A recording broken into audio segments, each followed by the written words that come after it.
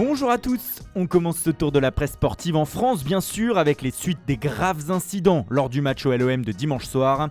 Ce matin toute la presse du pays, vous allez le voir, et l'équipe en tête s'interroge sur comment se relever de cette nouvelle soirée de honte pour le foot français.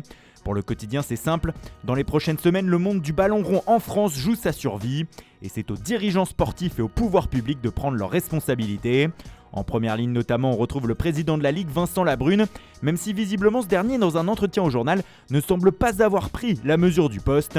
Il est temps de renverser la table, déclare-t-il, mais surtout en s'adressant aux politiques et en occultant que ça fait depuis le début de saison qu'on l'attend sur ces questions.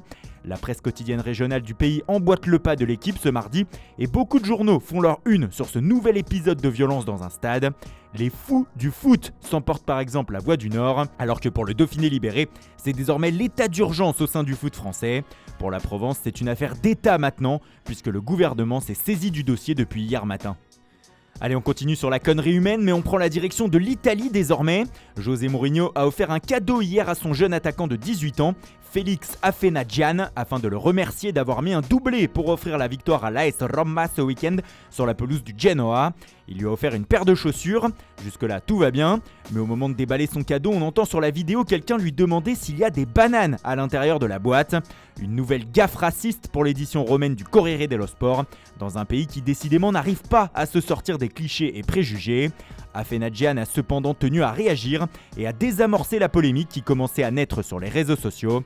Ce n'est pas du racisme, a-t-il déclaré à Il Romanista. On poursuit ce tour de la presse en Angleterre et on ouvre notre grosse page Manchester United. Hier, Harry Maguire, le défenseur central du club, était en conférence de presse avant le match capital de son équipe en Ligue des Champions à Villarreal ce soir. Et pour lui, il faut que la presse arrête de s'en prendre à Ole Gunnar Solskjaer. Si le Norvégien est parti, c'est seulement la faute des joueurs qui n'ont pas été à la hauteur. Blâmez-nous, pas le coach, a-t-il lâché. Ce qui fait la une du Daily Mail du jour. Le tabloïd couple ceci avec une information exclusive. Selon le média, le départ de Solskjaer et de tout son staff va coûter plusieurs millions d'euros à Manchester. En effet, certains contrats, notamment ceux de ses adjoints, ont été renouvelés il y a seulement quelques semaines et avec à la clé jusqu'à 3 ans de bail. La facture s'annonce donc salée pour virer tout ce petit monde. Quoi qu'il en soit, Solskjaer, selon El País, a comme les autres avant lui subi la malédiction de l'après-Sir Alex Ferguson. David Moyes, Louis van Gaal ou encore José Mourinho n'ont pas vraiment fait mieux que lui en termes de pourcentage de victoires, même si les deux derniers cités ont gagné des trophées. Désormais, la question qui agite toute la presse du pays, c'est qui pour remplacer Solskjaer ?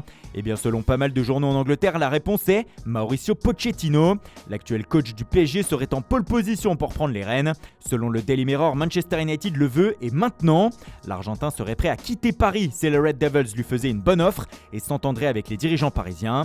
Le Daily Express confirme même nos informations d'hier. Pochettino discuterait déjà avec le club anglais et serait chaud pour rejoindre Old Trafford. Manchester fait le pressing car selon le Daily Telegraph, les dirigeants parisiens auraient été mis au courant qu'il y aurait de la friction sur la ligne entre l'entraîneur du PSG et son club. Tout ne se passerait pas bien pour Pochettino à Paris, ce que confirme le Parisien ce matin. Le quotidien pose même la question d'un divorce inéluctable pour l'ancien manager de Tottenham.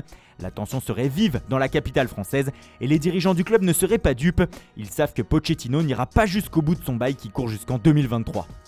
On retourne en Italie désormais, où même si c'est l'actualité du Napoli qui fait les gros titres du Corriere dello Sport, avec notamment la première défaite de la saison à Milan face à l'Inter et les blessures d'Osimhen et Zambo Anguissa. Ce qui nous intéresse, c'est l'avenir d'un joueur de Ligue 1. Il s'agit du Lillois Renato Sanchez.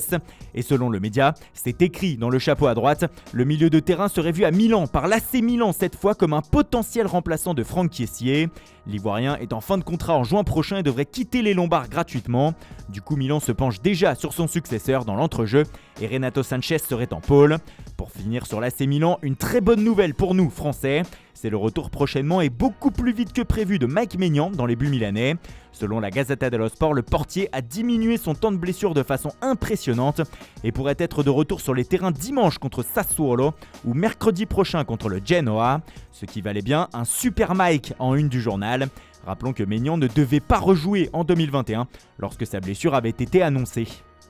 Et puis on termine en Espagne où Vinicius Junior, dans une interview à El Larguero, reprise ici par AS, a envoyé une petite pique au Barça, alors que les journalistes lui demandaient de raconter comment il avait fait son choix entre le Real et le FC Barcelone plus jeune. Le Brésilien a répondu que vu la situation des deux clubs aujourd'hui, il avait bien choisi. Il n'en fallait pas plus pour que le média pro-madrilène l'affiche en une. Vinicius explique aussi qu'il rêve du Ballon d'Or, mais pour dans quelques années. D'ailleurs, on finit là-dessus sur une récompense, et nos félicitations à Pedri, le jeune milieu de terrain du FC Barcelone, désigné Golden Boy 2021 par le journal Tuttosport. Il partage la une de Mundo Deportivo du jour avec Lieke Martens, elle aussi joueuse du Barça, et désignée Golden Girl 2021. Félicitations à elle aussi. Voilà, c'est tout pour ce matin. Merci pour votre fidélité. Bonne journée à tous. Et à tout à l'heure pour le JT Foot Mercato.